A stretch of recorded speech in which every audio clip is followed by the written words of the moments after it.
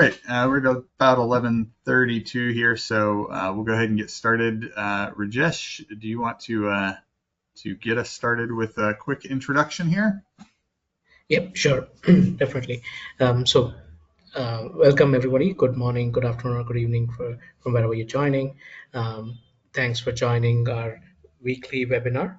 And today's topic is GPS strategies for digital thread roadmap.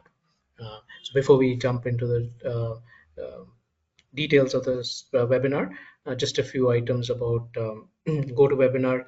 Uh, by now, probably some of you are familiar with it. This is a listen-only kind of webinar, so feel free to post your questions through this presentation, and then Wade and I will kind of take this up as we go along. With that, Wade, maybe if we want to shift to the next slide.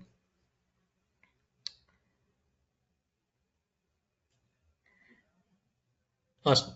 And this is our agenda for the day. So in the next 60 minutes or so, we're going to do a quick introduction about our theme today, and then kind of like walk through some of the similarities between trip planning and how GPS serves as a guide, and to digital thread road mapping as well.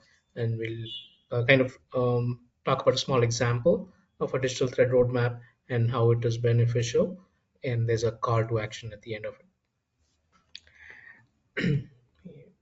We could flip to the next slide. Yeah, and the today's speakers are Wade Moravec and Rajesh Bollapragada. We both are digital transformation architects at PDSVISION. In our role, we serve as the technical counterpart to our sales folks. In our primary role, we are listening to the customer's needs and advising them on the right product fit, right, to solve their business challenges, and then crafting a roadmap and a project implementation plan, right, for them to realize value with the technology. A little bit of background on my side, like I have 20 years of experience in this field, uh, live in Dallas, Texas. Prior to joining PDSVISION, I was with PTC for about 18 years. Wade, if you could introduce yourself, please. Yeah, I'm Wade Morvek. I've also been working with in product development for 20 plus years. I think I'm over 25 now. Started primarily on the CAD side and have moved gradually more and more onto the product lifecycle management side of things, based out of Cleveland, Ohio. All right, thanks. And then if we go to the next slide, for for those of you who are joining us for the first time, just a quick introduction to who we are. So as you can see on the slide, I'm going to kind of go through this clockwise from the left-hand side. Um, PDSVISION is the largest global reseller, and as you see here, our annual revenue tops around like 120 million euros.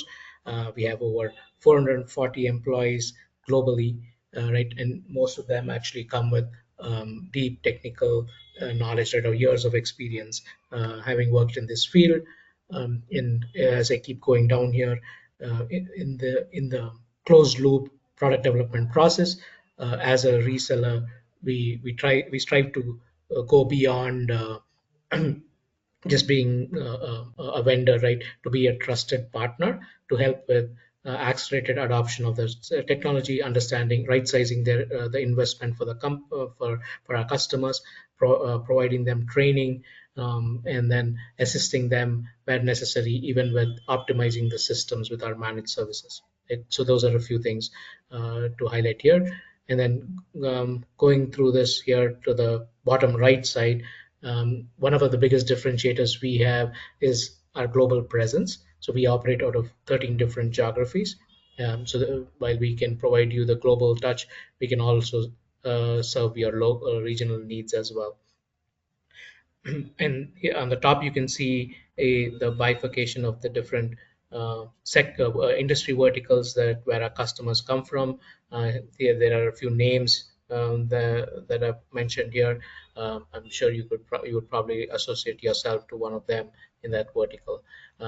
We have Just to mention, we have one of the largest pools of U.S. citizen PLM trained US citizens. We cater to a lot of A&D customers for their, let's say, CUI or CMMI deployments and so forth. I just want to call that out. So this is our topic today. We're going to delve into GPS strategies for digital thread roadmap. With that, if you go to the next slide. So Wade, as we were kind of like contemplating on what the title for today's webinar should be, right? I think we kept coming back to this theme around GPS. So could you walk us through how GPS has transformed mobility? Yeah, absolutely. Yeah, because we talk all the time about a product development roadmap or a digital transformation roadmap, and it goes back to this idea of, we're trying to get to a destination. And so if we look back at, okay, where does that term come from? We look at, how we used to navigate on road trips. Back in the day, you just had a road atlas in your car. It was under the seat. It was in the seat pocket. It was always there. If you stopped at a gas station, they had a whole rack of maps, and you had to use that map to figure out where you were going, and how to get there. Or in some situations, you'd talk to somebody and they would give you turn-by-turn directions. Okay, you're coming from this direction, go here, take this exit, take a right at the red barn, take a left at the church.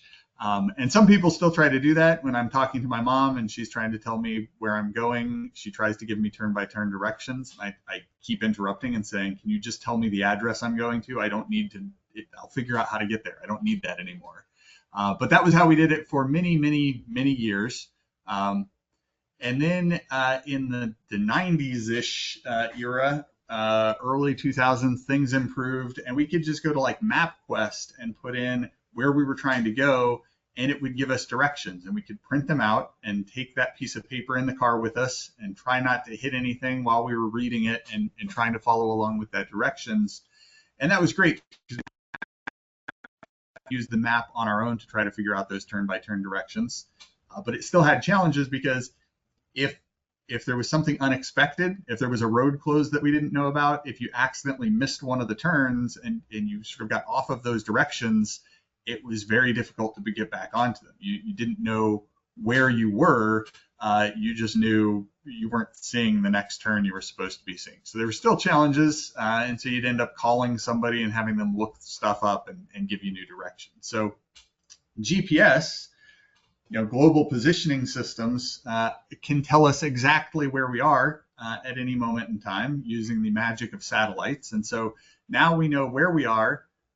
We can tell it where we want to go, and it can give us those directions from point A to point B, just like MapQuest used to. But now it can follow along with us. So it gives us those turn-by-turn directions, but they're live.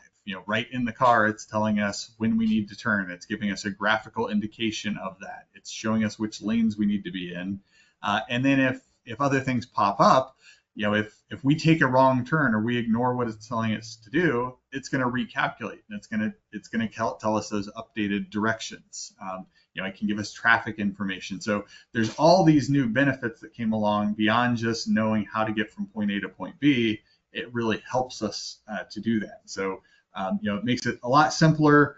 I was traveling with one of our younger account executives the other day, and we were just plugging in, here's the next customer we're going to go visit. The phone told us how to get there, and he was asking, like, how did you guys used to do this 20 years ago? And I was like, very painfully.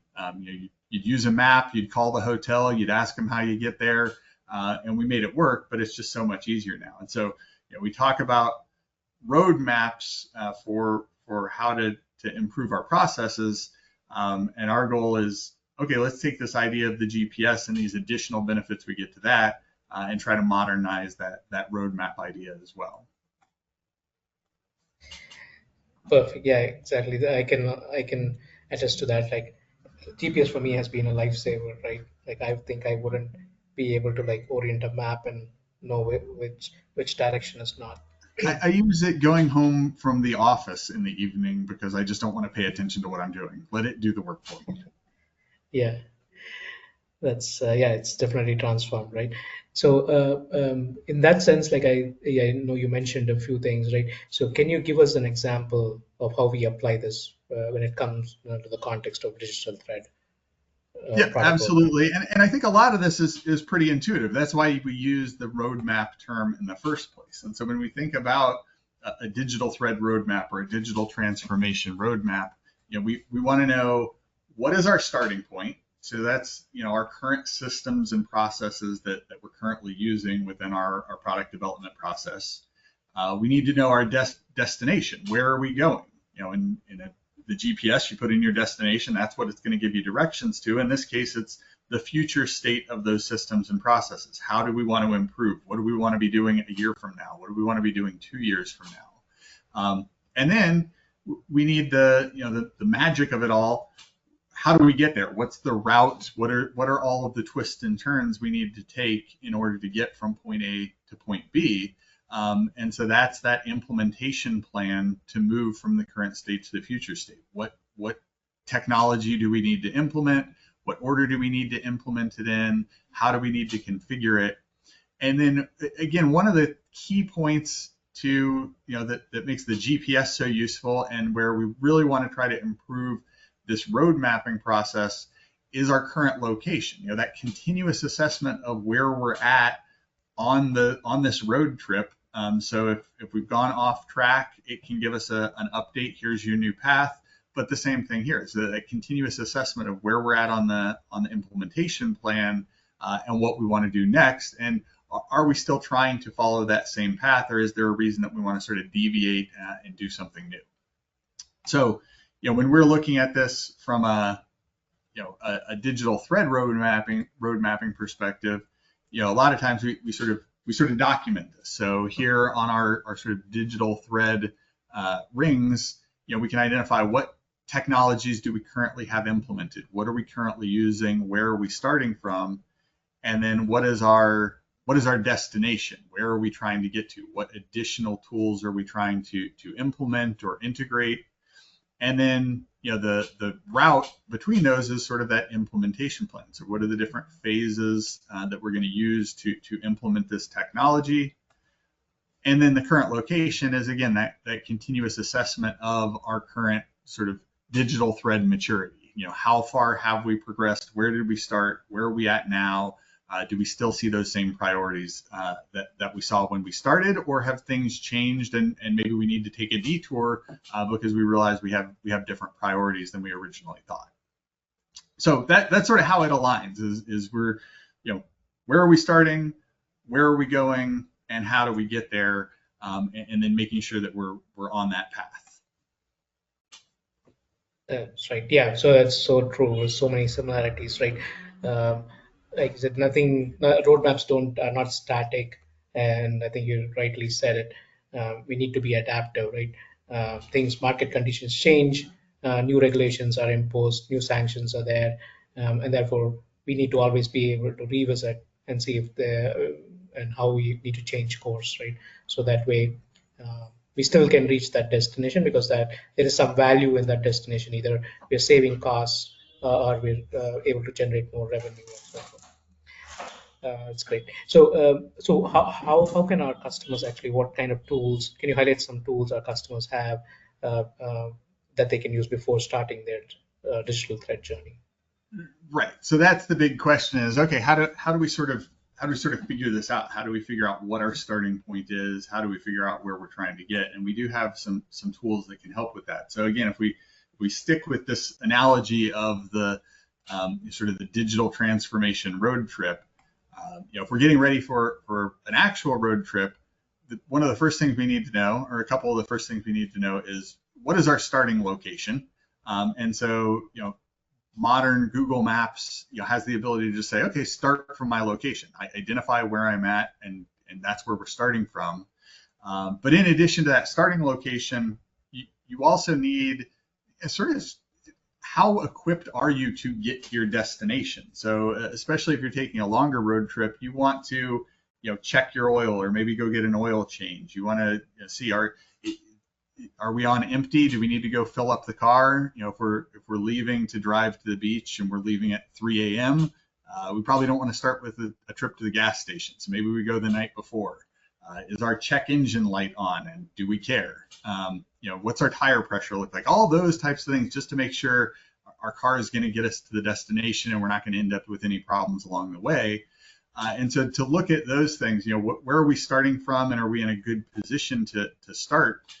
We have a couple of tools that we call a wind chill health assessment and a Creo assessment. So if you're already using some of the PTC solutions that are going to be involved with this digital thread transformation, we can help you assess where you're at with those. And if we look at a little more detail on those, our wind chill health assessment is a service we offer typically at no cost to our customers to take a look at how their wind chill system is currently configured and how they're using it. Wind chill can run for extended periods of time without really running into any issues, but you can have some noise sort of collecting in the background and some technical debt collecting in the background that can potentially cause a problem in the future. And so it's a good idea to take a look every once in a while and try to see, do you have any log files stacking up in the background, or is your backup still running consistently? What functionality are you using? What functionality are you not using that you could potentially benefit from? And so this is a quick assessment to sort of look at that. And it basically is divided into two halves. Each piece typically takes about an hour, so it's about a 2-hour investment from your end of things, where we do a system review, where we do a web meeting with IT or a wind chill administrator to take a look at how wind chill was installed and configured, how it's being used, to sort of take a look at the back end of things. And then the other side is an interview process with the wind chill administrator to sort of understand more about how they're using it, what functionality is used or not being used, what challenges they're facing. And again, each of those typically takes about an hour, and then we compile that into sort of a document and a PLM maturity report, and do a follow-up meeting to sort of just go through those results. That here's what we found, here's some potential areas of concern, here's some ways you may want to address that, and just sort of let you know, how good a condition is your wind chill environment in, what functionality you may be not using. Maybe it was added in a newer version and you weren't aware of it, that potentially you could get some benefit from, and just gives you that information about where are you starting from, and is there anything you maybe want to get taken care of. Again, like filling up your gas tank the night before, maybe you want to get taken care of before you start on that larger digital transformation journey. And on the same idea, we also have a Creo assessment process that again is split into two pieces. The file analysis is actually an automated piece of this, where we run an analysis on a sample set of the customer data, and it will give us some feedback on modeling practices. Are best practices being followed? Are there any areas where maybe design intent isn't being captured correctly, or there's some things to look at there. And then also sort of an interview with the CAD administrator or some of the high-end Creo users about how they're using Creo, what functionality they're using, what are they not using that they'd like to explore more. And then we similarly will follow up with sort of a report of those findings and where we think maybe there's some additional value that could be realized for that investment that's already been made. So that again, both of those are tailored at figuring out where are we at right now. Are there any immediate areas of concern before we start looking at larger expansions and larger digital transformation initiatives?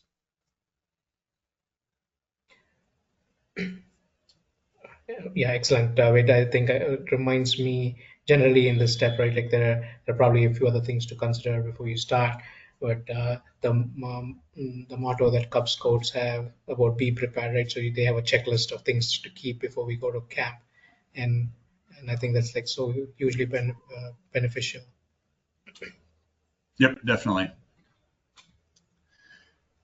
So Raj, we've sort of established our starting point. We know where we're starting from. So what's the next thing that we probably want to try to figure out here? Let me think about that. Like, so I guess if we're talking about like our road trip and road map, right? So we know our location. So usually, next thing I'm doing is I'm plugging in my destination, right? Where do I want to go? Is that what it is? Right, exactly. We want to know where we're going, and again, if we're going on vacation, there may be quite a bit of work that goes into trying to figure out what is the place that we want to go, or even if you go into dinner, where do I want to go eat? And so you have to figure out what is that destination you want to go to, and then once you've figured that out, you also need to plan that route. And so, that's sort of the key piece to sort of starting on this digital transformation path is also figure out what is that end result we're trying to get there, and then we can try to figure out, okay, what are the steps that get us there. And that's where we have a tool that we call the Product Development Roadmap Assessment, or PDRA. And so this is similar to like that wind chill assessment, but a larger scope. So instead of trying to look at current environment and just sort of understand how is our current PLM system set up and what are some immediate areas of concern, now we want to look at the bigger picture. So we want to really get an understanding of our customers' business, who are the people that are involved in the processes, what are the products they make, how do they go about making those, and then also familiarize them with who we are and what our processes are, and help to get alignment between the different groups, the different business units at that organization, and alignment between them and us on what their digital transformation goals are. Helps to manage expectations, both externally and internally of what business challenges are they trying to address, and what value do they expect to get. And it really helps with this digital roadmap creation. So again, where are we trying to get? Why are we trying to get there? And how are we going to go about making that journey? So the end result of the PDRA is sort of a proposal of viable solutions that are going to give those benefits. So sort of a development timeline. Here are the business drivers and the business challenges we're trying to address. Here's the missions and milestones. Here's the implementation plan. And here is the sort of the cost and timeline to get there. And typically, this is, as we get further into the future, all of this information gets a little bit rougher. So the first couple of steps are pretty specific. We're going to do these things first. It's going to cost this much. It's going to take this long. And as we get to phase 3, phase 4, it may be a little bit more, rough orders of magnitude and things like that.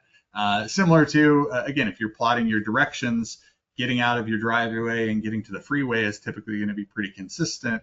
Once you're there, as you hit traffic jams and there's detours and things like that, you may realize you want to make a stop for dinner. Things may change a little bit more along the way. And so similar here, the beginning is pretty concrete, and then as we get further out, it becomes a little bit more of an estimate. But the idea with the PDRA, again, is we're trying to get feedback from as many of the different sort of groups within the organization as possible that are involved in product development and manufacturing and all of those things. And so we want to bring sort of everybody in, talk to them, find out their role in the process, find out what their challenges are, how they interact with the different groups, and sort of get an overall sense of where are the bottlenecks, where are the challenges in communication between these groups, and where is there an opportunity to really improve efficiency, cut down on costs, reduce redundant data entry, all of those types of things. And so this exercise typically is spread out over a couple of days. It can be a day, 2 days, 3 days, where we work with our customers to sort of schedule these different interviews with the different groups. So we may want to talk to R&D and engineering. We may want to talk to manufacturing, talk to quality, always want to talk to IT. Try to spend an hour and a half with each group. Again, just sort of going through their current processes and challenges, what their goals are, what are their business drivers, and then based on those interviews, then we can start putting together that detailed sort of roadmap. So we can define what's the value that they can realize by improving these processes. What are the solutions that are going to help them overcome the current challenges? What's the implementation plan and roadmap that's going to get them there? And then what are the details of the timing and costs to do that? And so again, that's sort of the PDRA, again, larger scope than those basic assessments, but really helps to define what are we trying to accomplish, where are we going, how are we going to get there. That's sort of the real core to putting together a good plan for digital transformation within an organization. Excellent. So I'm guessing after this, like once we have plotted our starting point and the destination, usually I'm probably trying to understand the mode of transport, right? Is that where we go next? Right. So we've determined where we want to go. We sort of planned a route, but there actually may be some additional options for exactly how we get between those locations. So if we're thinking about travel, we have within our GPS or within Google Maps, we have some options. So we can choose: are we driving, or are we taking a bus, or are we walking? Sometimes if you're downtown somewhere, you switch it into walking mode because you don't need the street directions. You just need how to get around the corner to a restaurant. And then you can also set up options like avoiding highways and tolls and things like that. And so you really sort of dial this in a little bit. A lot of times you don't really have to tweak any of this. You can just say, okay, we've got our destination. Let's get moving. But as we go in and build out our implementation plan, and if we decide there's a specific area where we do want to dig in and just get more specific details, a lot of times that product development roadmap assessment, that's going to be pretty high level. If we want to drill into a specific area of that and really get into more of the details, that's where we can do process assessments. And so, the idea here as we set up these route options is, okay, what specific points along the way do we want to hit? Okay, we're trying to get from point A to point B, but do we want to do some sightseeing? Do we want to stop and see some tourist attractions? What things do we want to hit? And so that's where we can sort of plan out, what order do we want to implement this functionality in our digital transformation. So we may want to start out with BOM management, and then we want to implement change management. There may be a certain order that we need to do things in.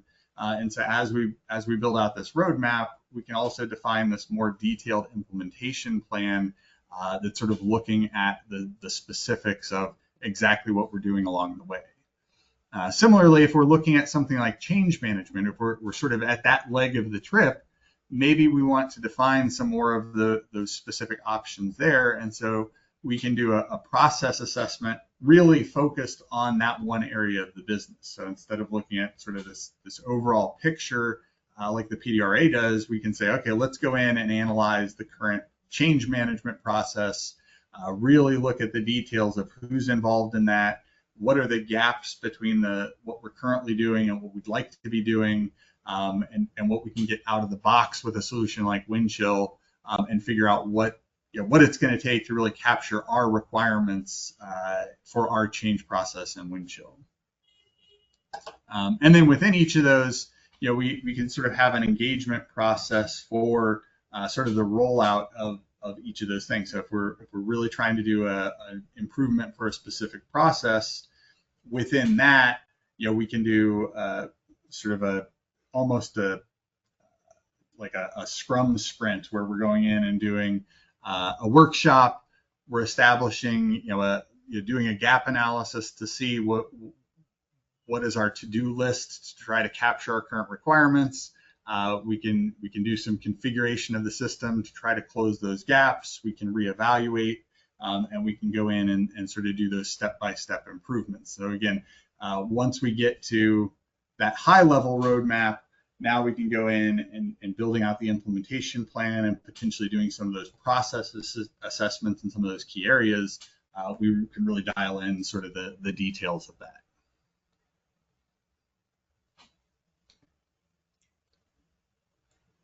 Excellent. I'm guessing what comes next.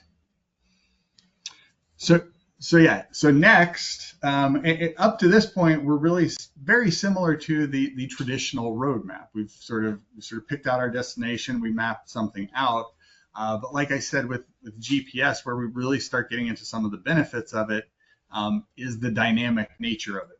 And so, as we start on this road trip, we can get dynamic route information and updates. So it can let us know if a bridge is closed. It can let us know if there's traffic in a certain area that maybe we want to navigate around. It can let us know that a faster route is available.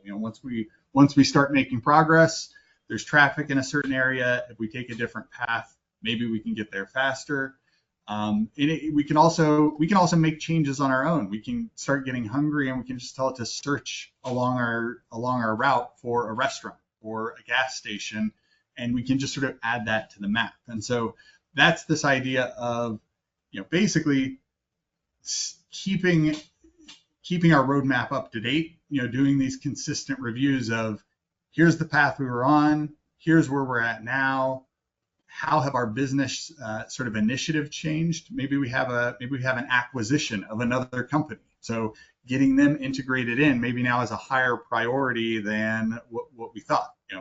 The kids are starving and screaming in the back of the car. We're going to find food right now instead of going and doing the sightseeing that we thought we were going to do when we set out from home. And so to do that, we can do phased implementations, consistent roadmap reviews. We can also do sort of automated system monitoring to sort of keep an eye on the status of the current environment. And I'll talk about those in a second, but the one other thing, sort of a newer thing in a lot of the navigation systems, is the fact that we can be identified, or we can be alerted to things like speed traps or stalled vehicles on the side of the road or things like that. We can get a notification, hey, watch out for this. It can help keep us out of trouble. And we can do security assessments to sort of look at what is your security infrastructure, what's your security strategy, how does Windchill fit into that, to again try to sort of proactively keep an eye out for these things that are going to cause us major problems and make sure we can avoid those in the first place.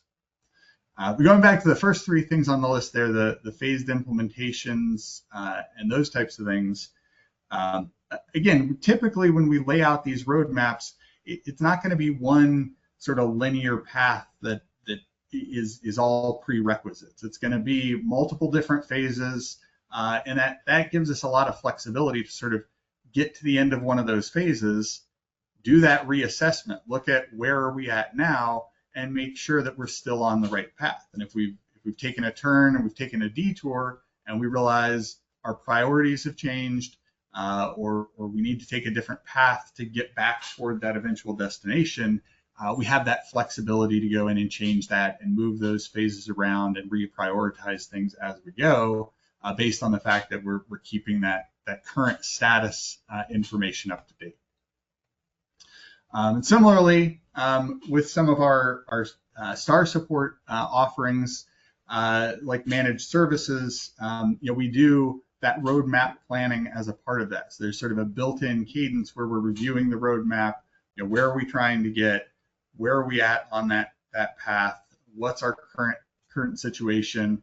What initiatives does IT have? Are there big IT projects coming up that are going to sort of reprioritize some of the things on the PLM side of things?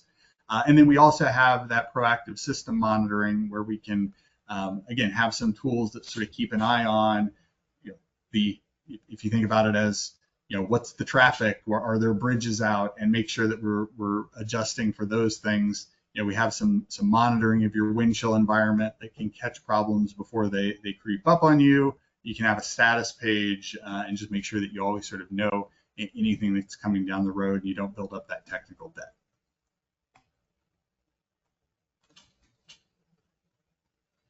Yeah, that's, I think, such an important part, the last piece that you mentioned, right? Like the insights that we get so beneficial.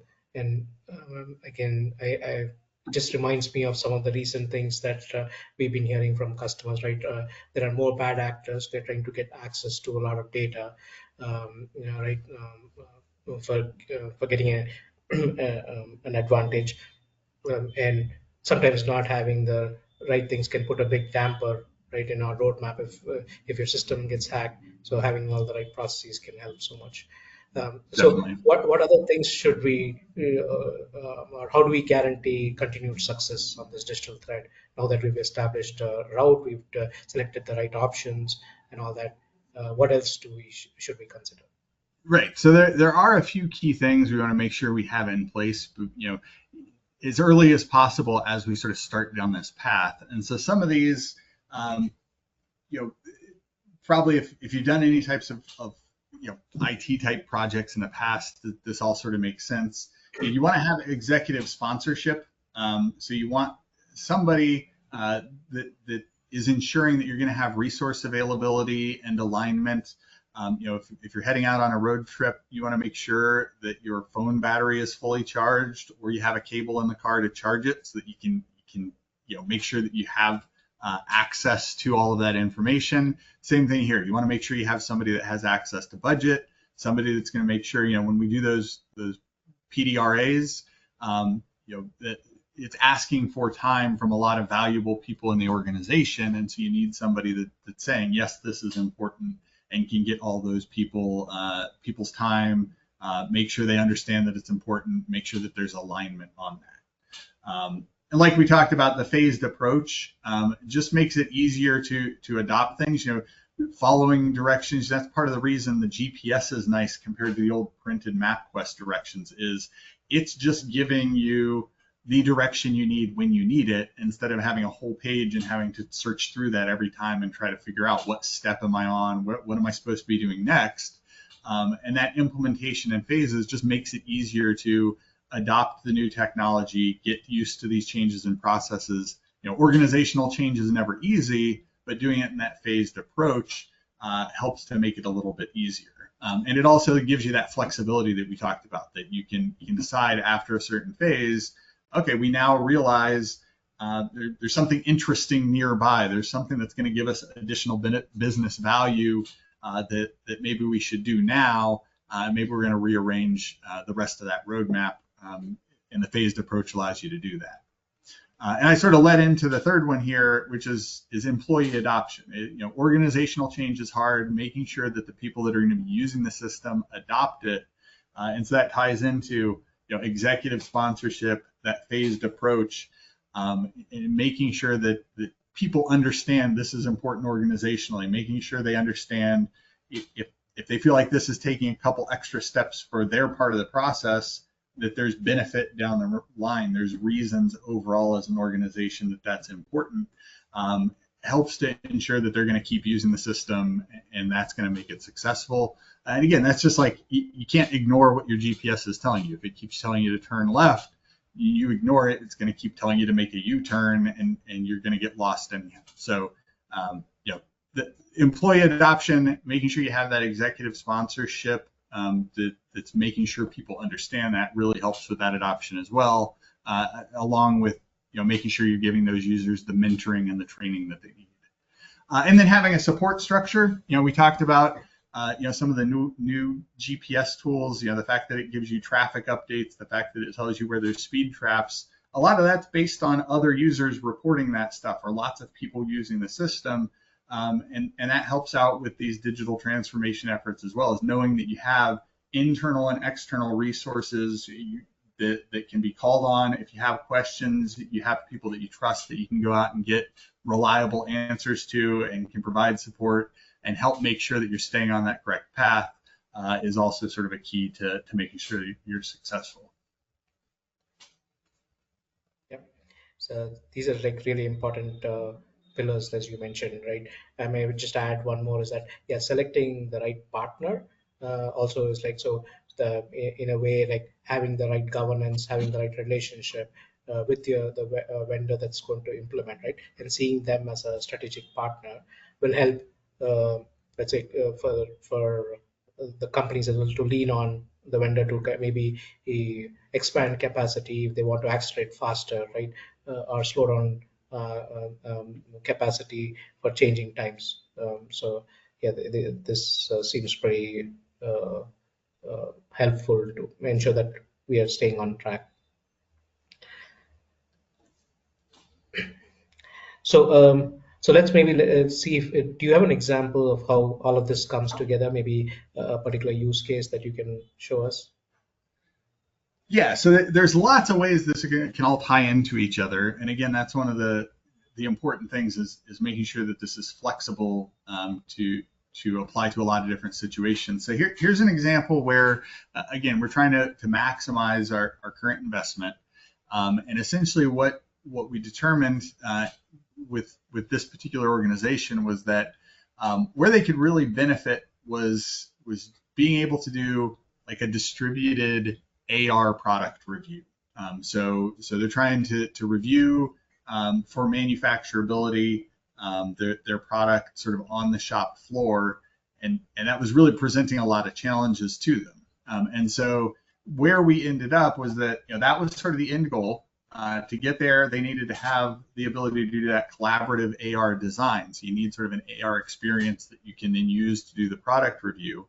And the foundation that was required for that was going to be the digital product definition and having that data sort of stored and managed in a central area that could then make it available for these downstream consumers of that information.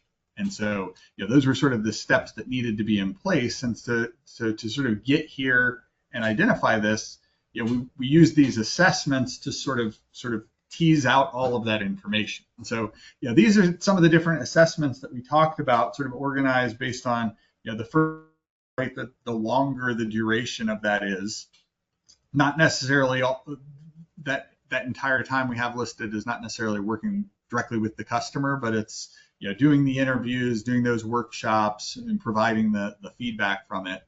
And then the higher they are, sort of the more people within the customer organization need to be involved in that. And so, we have our CREO assessment, we have our wind chill health assessment, process assessments for looking into like the detailed design process in detail and seeing how that can be improved.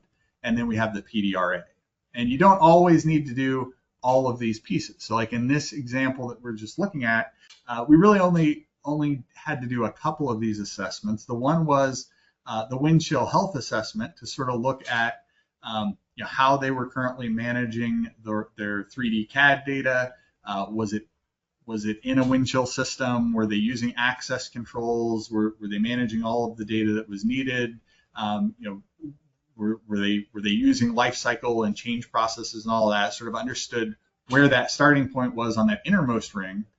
And then the other piece was we did the PDRA, which is how we identified where in that outer ring we were trying to get to. So from doing that process assessment and talking to the design team and the purchasing team and the manufacturing team and quality, we were able to identify that big challenge was trying to do that design review and review for manufacturability. And it was hard the way they were currently doing things with PDFs of drawings and screen sharing on Teams to try to look at 3D models in that context. It was hard to really visualize where they might run into quality and safety issues out on the shop floor. And so once we did that and we sort of saw what was important, that's where we were able to determine, the place they're really going to get a lot of value quickly is the ability to do like an AR design review of the virtual model on the shop floor to see how it fits into the space and to see where people are going to be sort of having trouble getting past things and sort of interfering with what each other are doing. And so there was huge value in there. And since they already had that data in Windchill, we had that data. We were able to go in and create those AR experiences fairly quickly and create a pretty quick path to getting that benefit. Yeah, I remember this one. Yeah, it drastically improved how they would the fidelity and the data that they would actually be able to capture and writing better work instructions, right? And AR is now such an innovative technology that is well advanced in terms of like availability and the feature set, right? That it can be deployed today, right? It's not a futuristic one. So I remember this. Yeah, and this is when we're probably 5 years earlier. They may have had similar goals, and it wasn't really realistic to get them there. So again, it's that where are you starting from? How mature is the technology? And it was the right place and right time at this point. Excellent.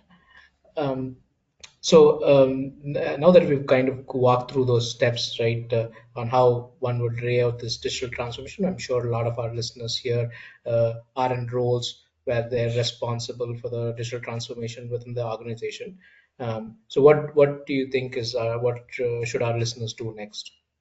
So there are a couple places you can start. So one is if you are an existing Creo or Windchill customer, if you have those systems in place, you can schedule like a Windchill health assessment or a Creo assessment, and you can do that from our website. So the URL is up here. Raj, if you can also post that to the chat, that would be great, so people have it because they can't copy from the slide. But yeah, if you're interested in what's the status of our current environment, maybe it's been a few years since it was set up. Maybe you did an upgrade a couple years ago, but it's just sort of been running. You haven't had anybody really take a look at it or give you a second opinion on it. Let us know. Again, we're happy to do that at no cost and give you a report and just say, here's some things you may want to take a look at. The other area is if you don't have Windchill, or if you're pretty good, you have a pretty good handle on your current Windchill environment, you have good documentation. If you want to reach out to Raj or myself just to have a more detailed conversation about what your digital transformation efforts look like. If you want to talk about what's involved in doing the product development roadmap assessment, here are our email addresses, and feel free to reach out, ask us questions. We'd love to help you on that digital thread journey to make sure that you're getting the most value out of the software you have, and you're improving all of your processes. Excellent. Thank you, Ed. This has been really helpful. For our audience, we'll stay. I know we have like another 9 minutes or so. So happy to take questions at this time. Please post your questions in the questions panel in GoToWebinar. So let's wait for another minute or so as people are thinking about the questions. If you don't want to post them here, feel free to reach out. As Wade mentioned, you have our email on the screen right now. We're happy to kind of engage with you one-on-one and just try to understand what your current state is, what you're trying to achieve, right? What your goals are, and we're happy to have a dialogue with you, even if we want to learn about some of the advancements that have happened with the PLM technology. Still no questions at this point, so we either explained it really well or we lost everybody a long time ago. So thanks to everybody for joining. We really appreciate it. Like Raj said, if you do have questions afterwards, feel free to reach out to us. Otherwise, hope you have a great rest of the week and good end of the year here. Yep. Happy holidays and happy New Year. Take care.